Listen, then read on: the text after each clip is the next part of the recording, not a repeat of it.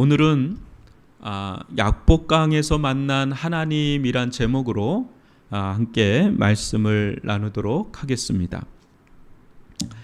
야곱은 구약의 족장 중 가장 흥미로운 인물입니다.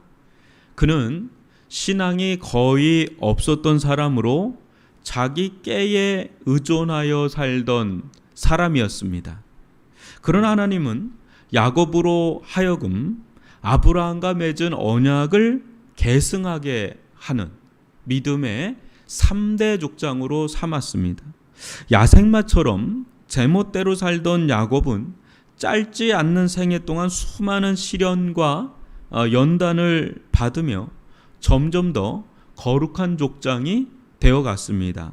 그런 점에서 야곱은 족장 중 가장 세속적인 죄인을 거룩한 성도로 빚어가시는 하나님의 은혜를 잘 보여주는 인물이라고 할 수가 있습니다. 오늘은 약복강에서 만난 하나님 이렇게 살펴볼 텐데요. 오늘 본문은 야곱의 생애에서 가장 큰 위기를 만난 때를 보도하고 있습니다. 그는 형 에서와 함께 쌍둥이로 태어났지요. 그런데 아버지 이삭은 외향적이고 사냥을 잘하는 에서를 편애하였고, 어머니 리브가는 내향적이며 집에 머물기를 좋아하는 야곱을 편애했어요. 여러분, 편애를 하면 가정이 망가져요. 그런데 이 집안이 그랬어요. 그러던 어느 날 아버지와 형을 속이고 장자의 축복을 가로챈 야곱은 메소포타미아 밧다라람으로 도망치듯 떠나야만 했습니다. 거기서 외삼촌 라반의 집에 머물며 온갖 우여곡절 끝에 라반이 더 대단한 사람이었거든요. 엄청 고생했습니다. 근데 우여곡절 끝에 두 아내와 두 첩 그리고 11 아들을 얻고 심히 큰 부자가 돼서 이제 고향 땅 가나안으로 돌아오게 되었습니다. 본문은 야곱이 돌아오는 길에서 경험한 3가지의 사건을 다루고 있습니다. 오늘은 천사와 씨름한 그 야곱, 또 천사를 이긴 야곱, 또 에서와 화해한 야곱, 이렇게 3파트로 함께 나누려고 하는데요. 첫째로 천사와 씨름한 야곱입니다. 야곱에게는 꼭 풀어야 할 인생의 최대 숙제가 있었습니다. 그것은 장자의 축복을 속임을 당해서 빼앗긴 형 에서와의 재회였습니다. 그는 장자인 자신이 받을 축복을 속임수로 빼앗아간 그 야곱을 죽여버릴 심정으로 절치부심하며 20해 동안을 기다렸습니다.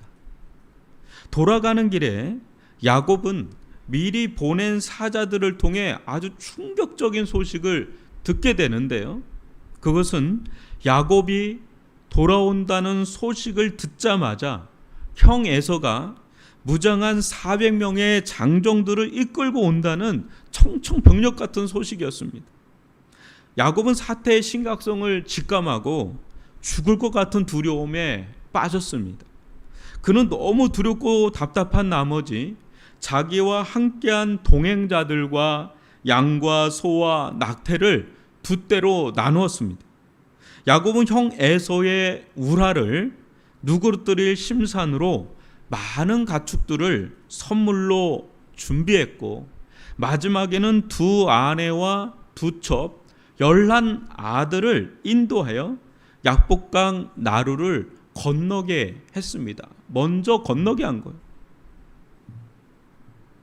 강변에 홀로 남은 야곱은 일생일대 벼랑 끝에 서 있는 심정으로 앞으로 갈 수도 뒤로 돌아갈 수도 없었습니다.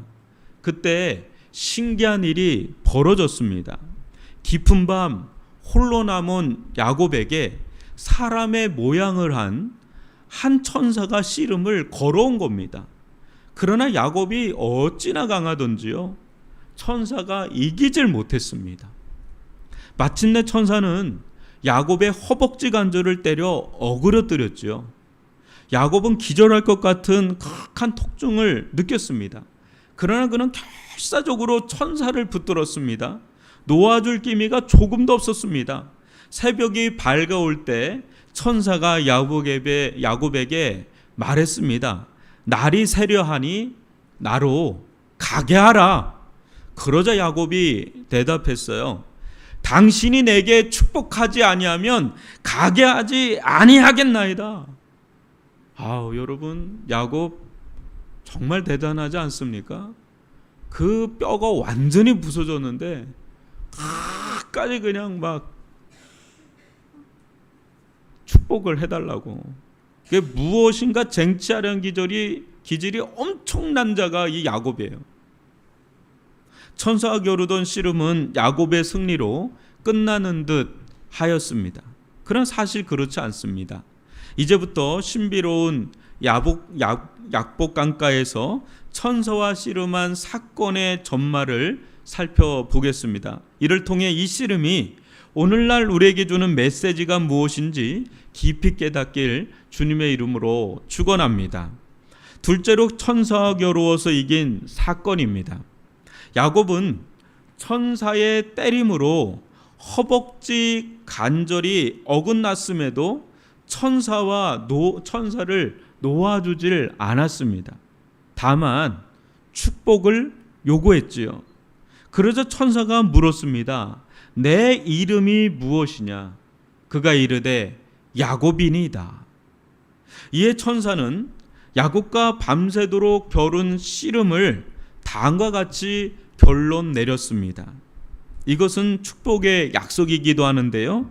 창세기 32장 28절 보면 그가 이르되 내 이름을 다시는 야곱이라 부를 것이 아니요 이스라엘이라 부를 것이니 이는 내가 하나님과 및 사람들과 겨루어 이겼음이니라. 그동안 사람들은 이 유명한 약복 강가에서의 씨름 사건을 다음과 같이 해석하였습니다. 여러분도 많이 들었던 설교일 겁니다.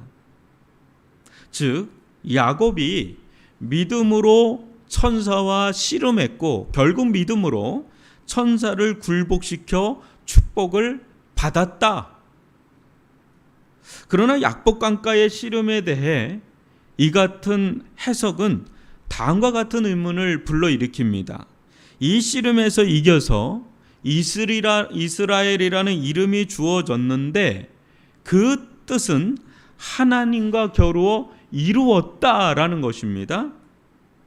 그렇다면 야곱이 하나님을 꺾었다는 이야기인데 정말 그럴까? 정말 하나님을 이긴 것일까? 우리는 약복강 사건에 대한 이런 해석에 동의할 수 없습니다.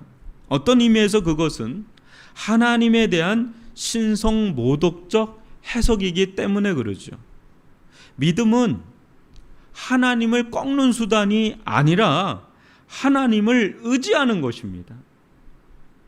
따라서 이런 해석은 잘못된 것이지요. 그러기에 우리는 약복강 사건을 평가할 때 이 사건을 역사적으로 해석하고 있는 구약 호세아서를 참고해야 합니다. 호세아 12장 3절과 4절 한번 보시면 야곱은 하나님과 겨루되 천사와 겨루어 이기고 울며 그에게 간구하였으며 하나님은 베델에서 그를 만나셨고 거기에서 우리에게 말씀하셨나니. 여기서 우리가 주목해야 할 사실이 하나가 있어요.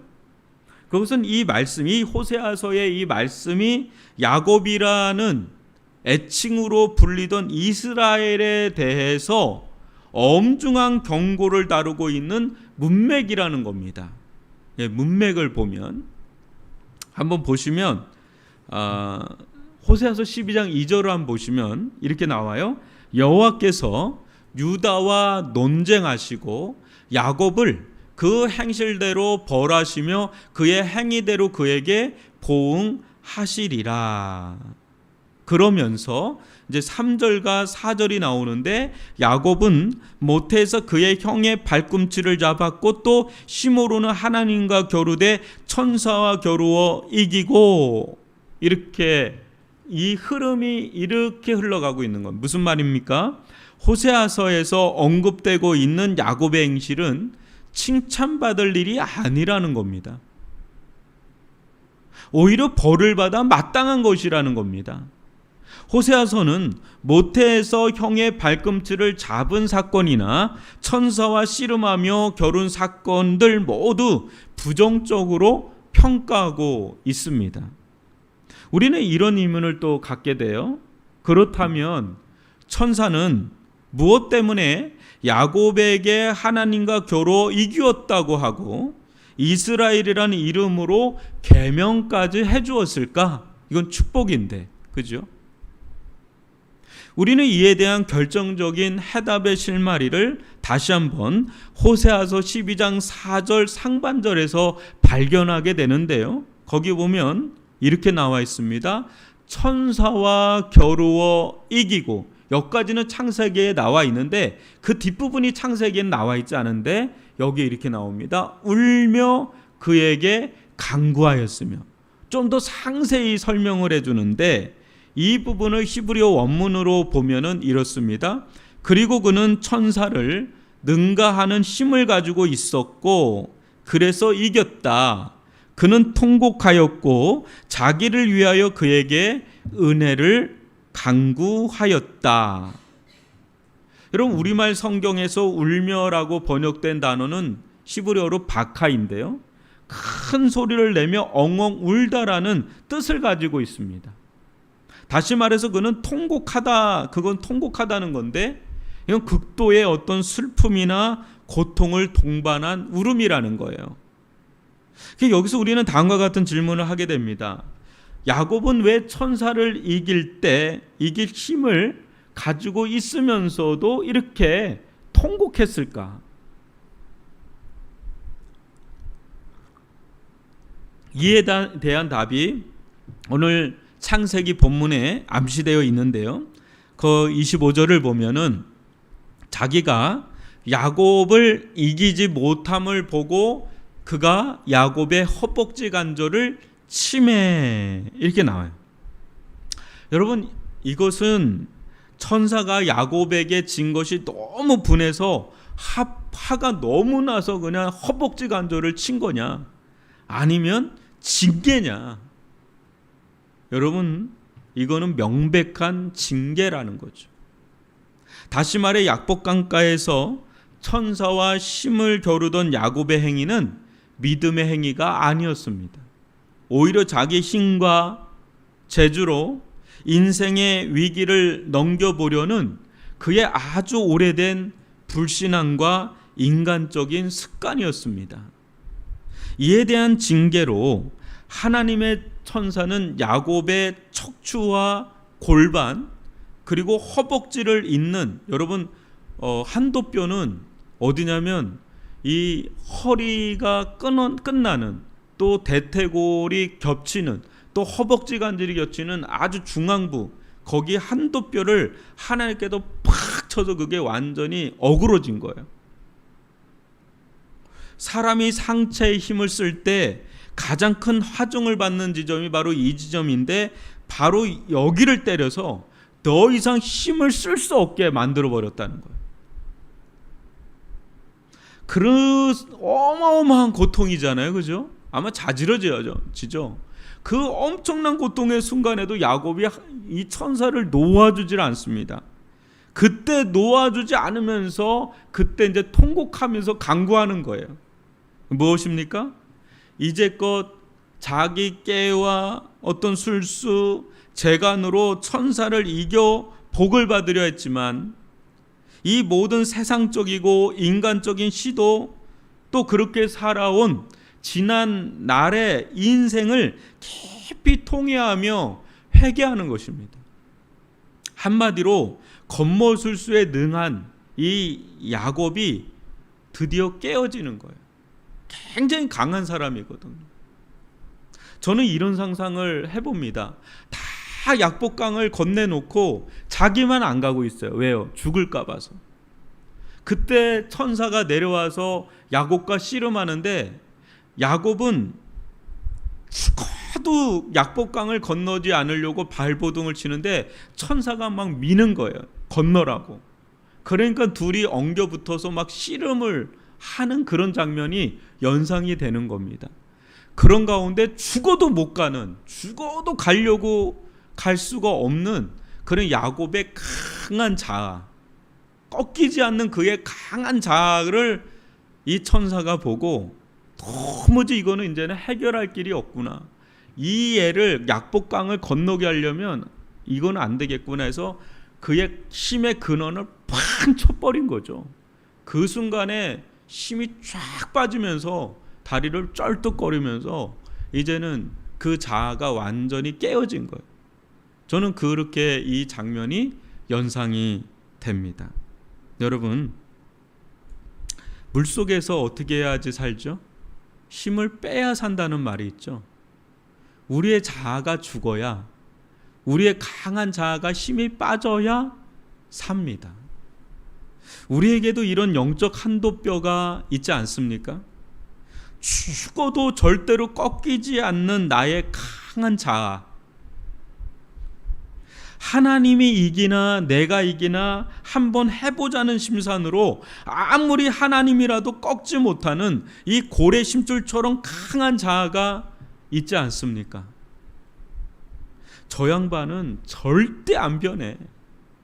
천지가 변하면 변했지 저 양반은 절대 저거 못 내려 놓을 거야 하는 것, 우리도 하나둘 좀 있지 않습니까? 야곱에게는 자기 깨, 속임수, 간사함, 남의 것을 빼앗는 그런 못된 습성이 그런 것이었습니다. 이 문제가 해결되지 않는 한 에서를 다시 볼 수 없었고 약복강을 건너 약속의 땅으로 들어갈 수도, 그에게 준비된 하나님의 축복을 받을 수도 없었습니다. 그러던 야곱이 깊이 깨어지는 것을 보시면서 하나님은 마음을 돌이켜서 축복하셨던 것이죠. 그러므로 야곱이 하나님을 이겼다는 것은 육체적으로 이긴 것이 아닙니다. 역설적이게도 그것은 통곡하며 회개함으로 하나님을 이긴 것입니다. 인간의 눈높이로 말하자면 야곱이 씨름으로 하나님을 이긴 것이 아니라 회개하는 야곱을 보며 하나님이 저 주신 것입니다. 하나님의 이런 마음은 야곱을 긍휼히 여기시는 자비와 사랑에서 비롯된 것입니다. 이토록 깊이 깨뜨려진 이 일은 야곱의 생애 가운데 가장 아름답고 빛나는 순간이었습니다. 여러분, 이때 이후로 야곱이 변화돼요. 이렇게 해서 야곱에게 주어진 새 이름인 이스라엘은 후에 한 민족과 국가의 이름이 되었죠. 지금 중동에 있는 이스라엘. 하나님께서 이렇게 하신 것은 후일에 이스라엘 백성들로 하여금 이 이름이 불려질 때마다 다음과 같은 사실을 생각나게 하려고 이스라엘이라는 이름을 붙여준 거예요. 우리의 이름은 이스라엘이다. 그 뜻은 우리가 하나님을 이겼다는 뜻인데 이는 그분을 꺾었다는 의미가 아니다. 삶의 벼랑 끝에서 통곡하는 회개가 하나님께 감동을 드리자 그분께서 마음을 바꾸셔서 우리를 축복하셨다는 뜻이다. 그렇죠? 그러므로 우리는 회개하는 민족이다. 이것이 우리의 정체성이다. 이게 이스라엘이라는 이름의 뜻이에요.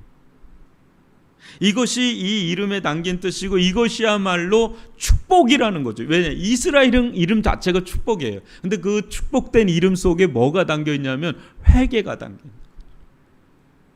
신약의 그리스도인인 우리 또한 뭐라고 불러요? 영적 이스라엘이라고 부릅니다.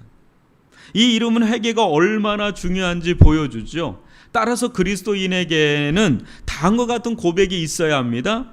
우리 그리스도인들은 하나님 앞에 회개로 특정지어진 그분의 백성들이다, 자녀들이다. 초대교회의 위대한 교부이자 순교하기를 갈망했던 테르툴리아누스는 자신의 회개론 제6장에서 다음과 같은 유명한 말을 남기는데요.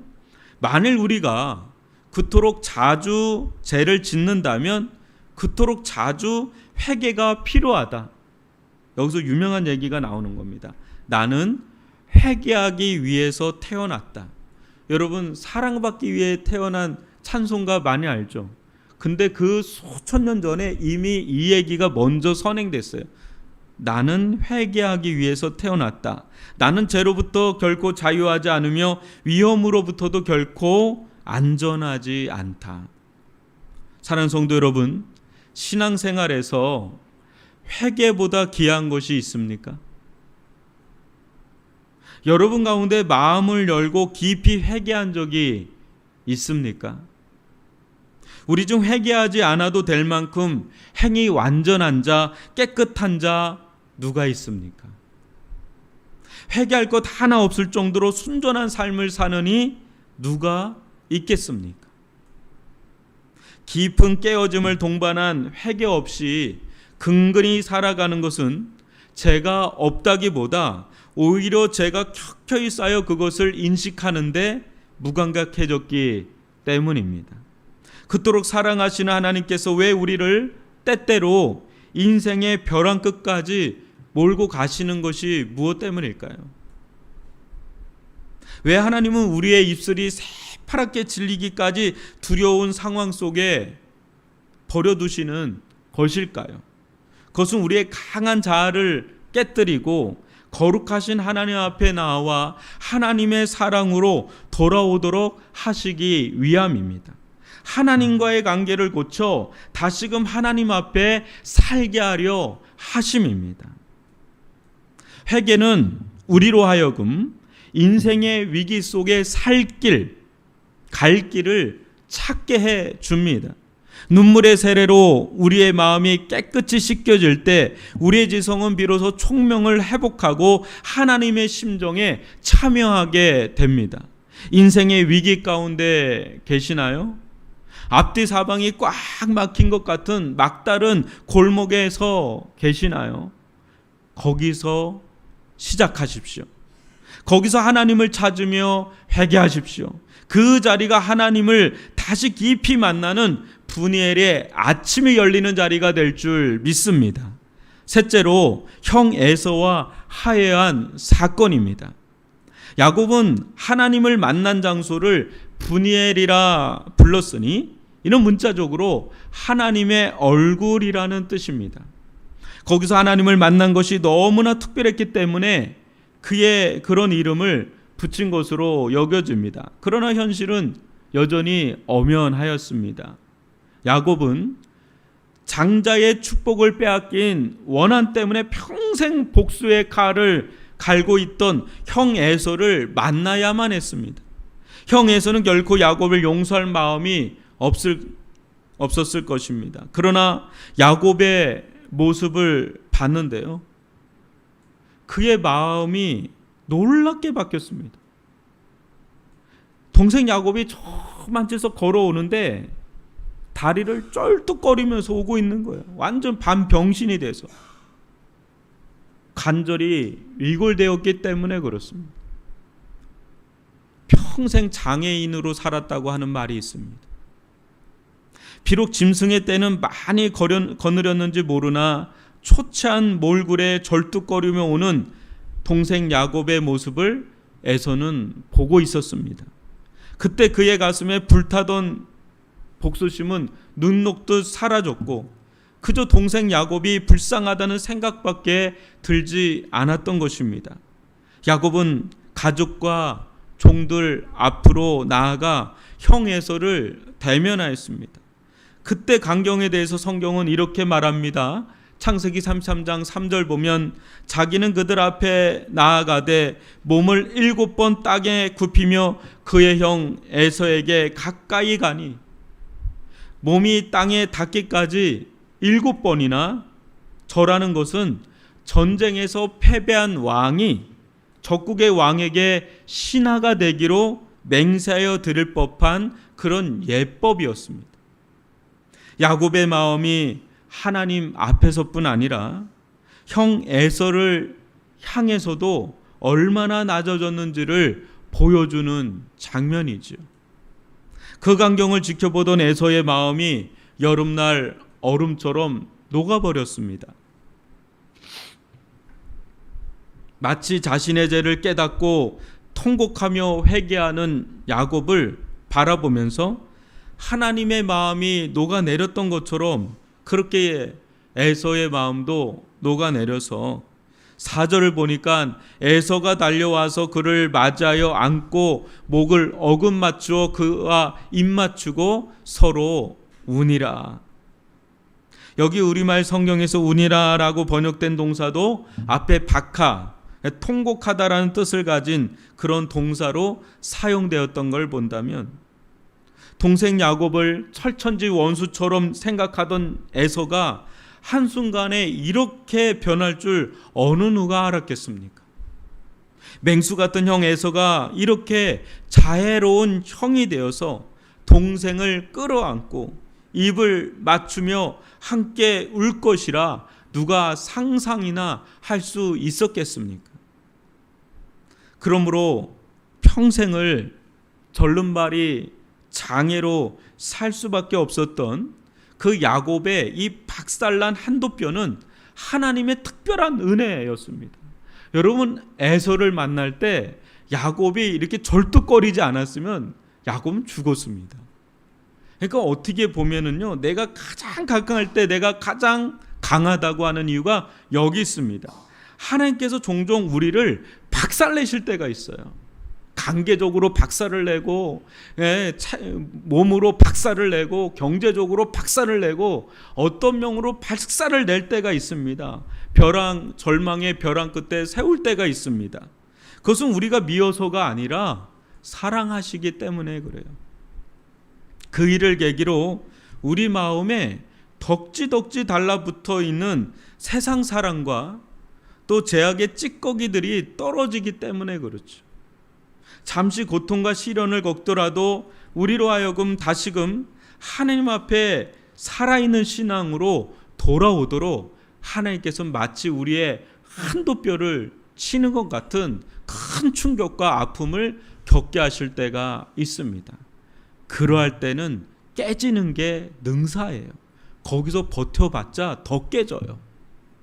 이 사건은 우리에게 하나님과의 관계가 올바르게 되면 사람들과의 문제 또한 해결된다는 사실을 보여줍니다. 사람들과 트러블이 있을 때 여러분 항상 사람들과의 관계보다 하나님과 관계가 지금 바로잡혀 있는가 그걸 점검하셔야 됩니다. 지금 여러분과 하나님과의 관계는 어떠합니까? 야곱처럼 철저히 회개하고 모든 죄를 털어버린 채 하나님 한 분만을 의지하고 계십니까? 요즘 여러분에게 통곡과 눈물의 회개와 울부짖는 기도가 있습니까? 그래야 애처롭게 은혜 주시길 간구하는 우리에게 하나님이 어느 날 오셔서 그래 내가 졌다 할 만큼 간절히 매달리고 계십니까? 하나님의 계획은 종종 우리의 이성과 경험의 한계를 초월합니다. 인생의 벼랑 끝에서 앞으로 갈 수도 뒤로 돌아갈 수도 없는 그때 하나님은 전혀 다른 길을 보여주십니다. 그것은 지친 우리의 두 어깨 위에 날개를 달아주시는 겁니다. 그리하여 절벽을 내려다보며 하늘로 날아오르도록 비상하도록 믿음의 날개를 달아주시는 겁니다. 그러므로 이제는 하나님께 돌아갈 때입니다.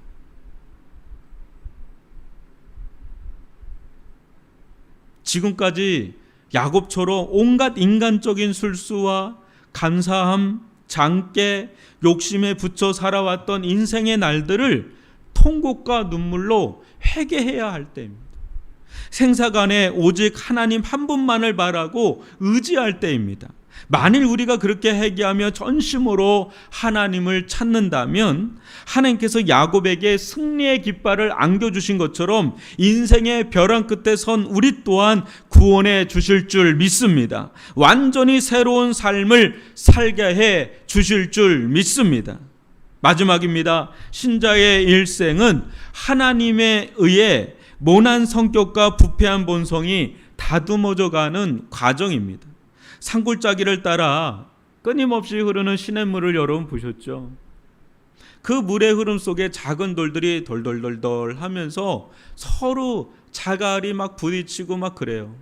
거제도에 가면 몽골 해수욕장을 하고 있어요. 거기 가면 모래사장이 아니에요. 다 돌멩이에요. 근데 그 돌멩이 가보신 분 알지만 파도가 치면 자라락 소리 나고 파도가 쭉 빠지면 자라락 소리 나는데 그게 그렇게 정겹게 들려요. 근데 돌멩이를 보면 다 동글동글해요. 그게 처음부터 동글동글했겠어요? 파도가 치면 돌이 굴러서 서로 부딪히면서 점점 뭐가 딱 하면 아프잖아요. 근데 그 아픈 걸 통해 자꾸 깎여 내려가는 거거든요. 그러면서 맨들맨들해지는 거죠. 야곱이요 보통 거친 사람이 아니었습니다. 근데 수많은 시련과 환난과 연단을 받아가는 가운데 야곱에게 시달리지 형 에서에게 시달리지 그런 가운데 그는 이제 둥글둥글한 그런 믿음의 사람으로 빚어져 가는 것을 보게 됩니다. 당신이 약복 강가에 남겨진 야곱과 같은 처지에 있다면 두려움과 불안으로 요동치는 마음을 추스리며 하나님을 만날 기회를 찾으십시오. 지금도 하나님은 통곡과 눈물로 기도하며 회개하는 자들을 긍휼히 여기시며 말씀하십니다.